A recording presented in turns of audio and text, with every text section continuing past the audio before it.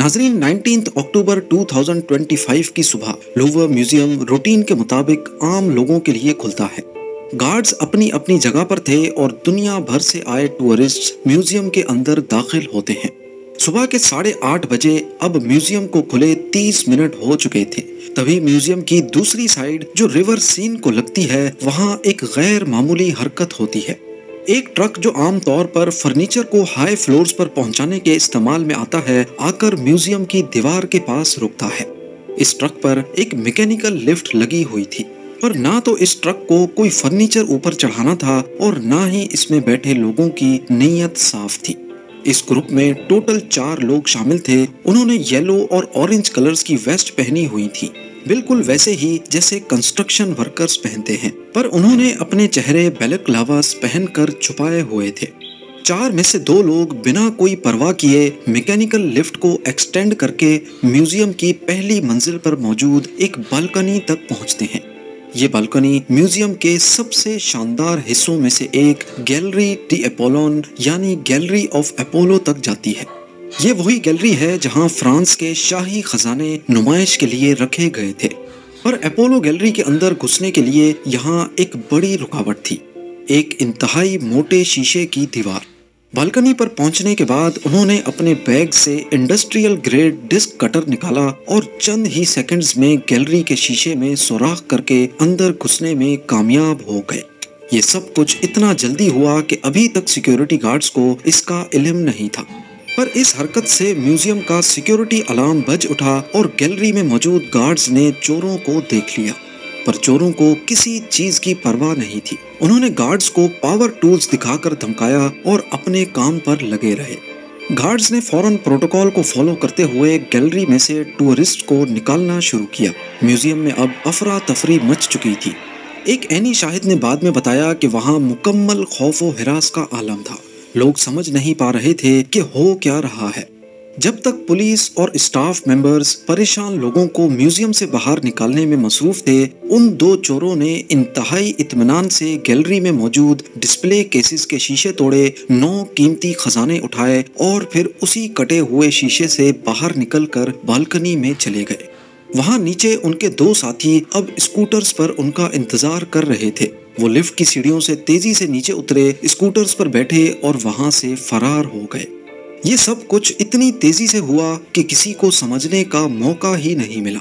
Police के मुताबिक चोर म्यूजियम के अंदर 4 मिनटों तक रहे और पूरा ऑपरेशन यानी ट्रक को पार्क करना, स्टेयर्स एक्सटेंड करना, शीशा काटना और लूट मचाकर भाग जाना, इसमें सिर्फ और सिर्फ 8 मिनट्स का वक्त लगा। जाते जाते उन्होंने लिफ्ट वाले ट्रक को आग लगाने की कोशिश भी की ताकि पुलिस को पीछे ट्रक पर कोई सबूत या फिंगरप्रिंट्स ना मिल सके, लेकिन म्यूजियम के एक बहादुर स्टाफ मेंबर ने फौरन मुदाखलत की और उन्हें ऐसा करने से रोक दिया। ये चोर दरिया के किनारे से होते हुए बोलीवार्ड पेरीफेरिक यानी पेरिस के रिंग रोड से A6 मोटरवे के जरिए भागने में कामयाब हो गए। ये डे लाइट रॉबरी फ्रांस के लिए नाकाबिले बर्दाश्त जिल्लत थी, लेकिन सवाल ये है कि म्यूजियम से आखिर चोरी क्या हुआ, चोरों ने किन चीजों को निशाना बनाया था। जब नुकसान का अंदाजा लगाया गया तो पूरे फ्रांस में सोग की लहर दौड़ गई।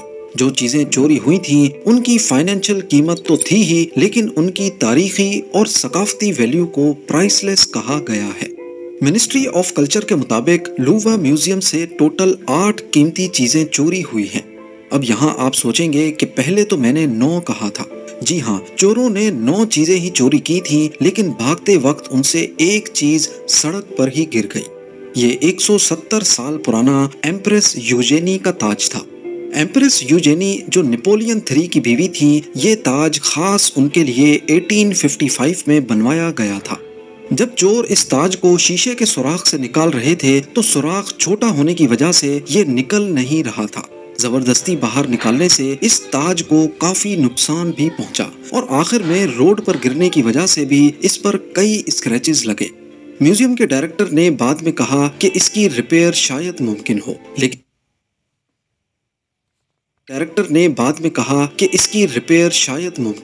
लेकिन जो 8 चीजें चली गईं, उनका नुकसान पूरा नहीं हो सकता। इनमें शामिल थे एम्प्रेस यूजेनी का एक खूबसूरत टियारा और एक ब्रूच, ایمپریس میری لوئیز جو نپولین بوناپارٹ کی دوسری بیوی تھی، ان کا ایمرلڈ کا ہار اور اسی سیٹ کی بالیاں۔ اس کے علاوہ کوئین میری ایمیلی اور کوئین ہارٹینس کے سفائر سیٹ کا ایک ٹیارا، ایک ہار اور ایک بالی، اور ایک خاص قسم کا بروچ جسے ریلیکویری بروچ کہا جاتا تھا۔ یہ تمام چیزیں 19th سینچری کی تھیں اور ان میں ہزاروں ہیرے، ایمرلڈز، نیلم اور دیگر قیمتی پتھر جڑے ہوئے تھے۔ یہ صرف زیور ہی نہیں بلکہ یہ فرانس کی شاہی تاریخ کا حصہ تھے۔ ایک ایسٹیمیٹ کے مطابق ان تمام جیولری میں استعمال ہونے والے سونے، پتھر اور ہیروں کی قیمت $102 ملین تھی، لیکن یہ جس شاہی خاندان کے تھے اس حساب سے دیکھا جائے تو $102 ملین میں کیا $1 بلین میں بھی اس کی بھرپائی نہیں ہو سکتی، تبھی اسے پرائس لیس کہا گیا ہے۔ حیرانی کی بات یہ تھی کہ چوروں نے اس گیلری میں موجود سب سے قیمتی چیزوں کو ہاتھ تک نہیں لگایا، جیسا کہ وہاں کے مشہور زمانہ ریجنٹ ڈائمنڈ، جس کی اکیلے کی قیمت 51 ملین یوروز یا $60 ملین ہے۔ اس کے علاوہ سینسی اور ہورٹینسیا نامی ڈائمنڈ بھی وہاں رکھے تھے، لیکن چوروں نے انہیں نظر انداز کر دیا۔ اسی وجہ سے ایسا مانا جا رہا ہے کہ شاید وہ کسی خاص آرڈر پہ آئے تھے اور انہیں پتا تھا کہ انہیں کیا چرانا ہے۔ پیرس پروسیکیوٹرز آفس نے کہا ہے کہ یہ نقصان پیسوں کا نہیں بلکہ فرانس کے اتحاد کا نقصان ہے۔ پر یہاں سوال پیدا ہوتا ہے کہ دنیا کے سب سے مشہور میوزیم جہاں ہر سال کروڑوں لوگ آتے ہیں، اتنی سیکیورٹی کے باوجود آخر کمی کہاں رہ گئی؟ جب انویسٹیگیشن شروع ہوئی تو کئی حیرت انگیز انکشافات ہوئے۔ فرینچ میڈیا نے ابتدائی رپورٹس میں بتایا ہے کہ میوزیم کے اس حصے میں جہاں چوری ہوئی، ہر 3 کمروں میں سے ایک کمرے میں کوئی CCTV کیمرہ ہی نہیں تھا۔ جی ہاں، دنیا کے سب سے بڑے میوزیم میں CCTV کوریج ہی مکمل نہیں تھی، اور جو ایکسٹرنل کیمراز لگے تھے وہ بھی اس بالکنی کو پوری طرح کور نہیں کر رہے تھے جہاں سے چور شیشہ کاٹ کر داخل ہوئے۔ لیکن اس سے بھی بڑا جھٹکا تب لگا جب فرینچ سینٹ کی ایک ممبر نیٹلی گولے نے BBC کو بتایا کہ جو الارم بجا تھا وہ اصل میں میوزیم کا وائڈر الارم تھا۔ اس بالکنی میں ایک لوکلائزڈ الارم سسٹم بھی لگا تھا، لیکن وہ کچھ دنوں پہلے ہی خراب ہو گیا۔ اگر وہ الارم صحیح ہوتا تو سیکیورٹی کو بالکنی میں چوروں کی انٹری کا پتہ چل جاتا۔ میوزیم کے ڈائریکٹر نے چوری کے فوراً بعد سیکیورٹی کی اس ناکامی کو تسلیم کرتے ہوئے منسٹری آف کلچر کو اپنا ریزگنیشن بھی پیش کیا، لیکن ان کا یہ استعفیٰ قبول نہیں کیا گیا۔ اس چوری نے فرانس کے میوزیمز کی سیکیورٹی پر ایک بڑا سوالیہ نشان کھڑا کر دیا ہے، اور آپ کو یہ بھی بتاتے چلیں کہ یہ چوری کا کوئی پہلا واقعہ نہیں تھا۔ اسی میوزیم میں 1911 میں مونا لیزا کی پینٹنگ بھی چوری ہوئی تھی۔ میوزیم کے ایک پرانے امپلائی نے لیونارڈو ڈاونچی کی مشہور پینٹنگ مونا لیزا کو چرایا تھا۔ اس نے پینٹنگ کو کوٹ کے نیچے چھپایا اور آسانی سے باہر نکل گیا۔ پینٹنگ 2 سال بعد اٹلی سے برآمد ہوئی جب چور اسے بیچنے کی کوشش کر رہا تھا۔ اس واقعے نے ہی مونا لیزا کو دنیا کی سب سے مشہور پینٹنگ بنایا تھا۔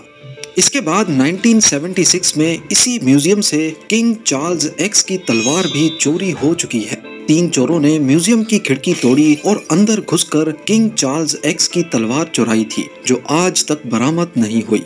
اور آخری بار 1998 میں بھی یہ میوزیم واردات کا مرکز رہا ہے۔ اس دوران بھی چوروں نے ایک پینٹنگ کو دن دہاڑے فریم سے نکالا اور بھاگنے میں کامیاب ہو گئے۔ یہ پینٹنگ بھی آج تک لاپتہ ہے، اور اب 27 سال بعد یہ رابری ہوئی ہے۔ اس وقت 60 سے زائد، بلکہ کچھ رپورٹس کے مطابق 100 سے بھی زیادہ انویسٹیگیٹرز اس کیس پر کام کر رہے ہیں۔ خوش قسمتی سے سیٹرڈے 25 اکتوبر 2025 کو پولیس نے 2 سسپیکٹس کو اریسٹ کیا ہے، جن کے اس رابری کے ساتھ گہرے لنکس نظر آ رہے ہیں۔ پولیس نے موقع سے 150 کے قریب DNA سیمپلز اور فنگر پرنٹس کلیکٹ کی تھیں۔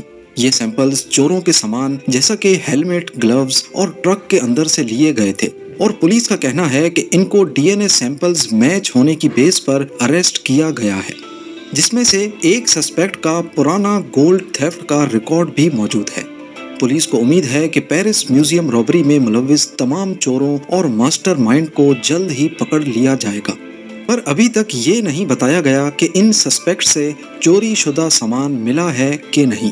چوری کے بعد میوزیم کو 22 اکتوبر تک بند رکھا گیا تھا، لیکن